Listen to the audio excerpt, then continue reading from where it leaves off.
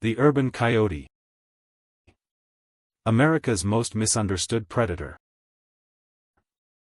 Chapter 1: A Changing Landscape.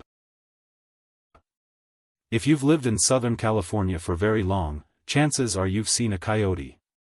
Maybe it was crossing a road late at night, slipping quietly through a neighborhood park at sunrise, or standing along the edge of a greenbelt watching the world go by. For most of us, seeing a coyote has never been unusual. They've been part of California's landscape long before our cities existed. I've lived in the same community in Placentia, California, for more than 20 years. During all those years, coyotes have always been present. Seeing one or two from time to time was perfectly normal. Occasionally, there might be 4 or 5 using the habitat behind our community, but that was about the maximum. It was simply part of living in Southern California. Recently, however, something changed. A few days ago, I counted at least a dozen coyotes moving through the habitat corridor directly behind our community. There may have been even more. There were so many animals moving in and out of the brush that it became difficult to count them accurately. Most appeared to be large adults, along with several younger coyotes born during the past year or two. Just a few weeks earlier, I watched 6 large adults playing together on our community's center greenbelt. After more than 2 decades of living here, I had never witnessed anything like it. That experience raised an important question.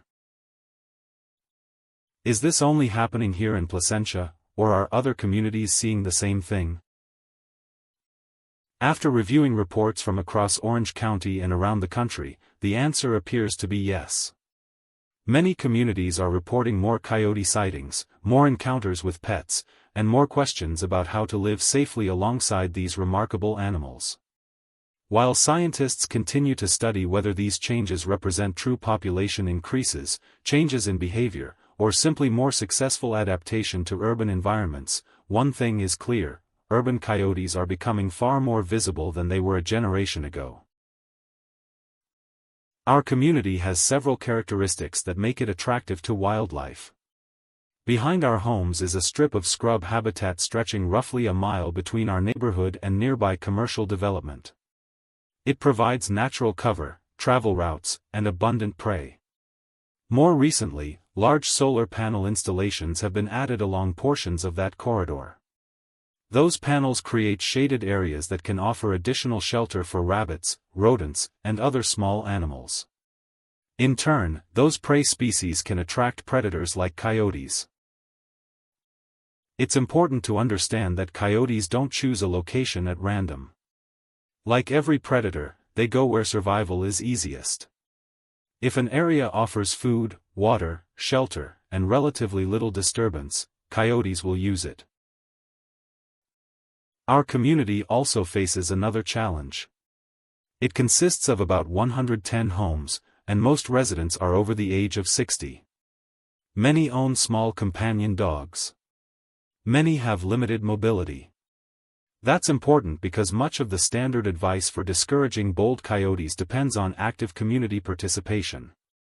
Wildlife agencies often recommend hazing, making loud noises, standing your ground, waving your arms, and consistently teaching coyotes that neighborhoods are uncomfortable places to visit. Those recommendations are sound in principle, but they're much harder to put into practice in a retirement community.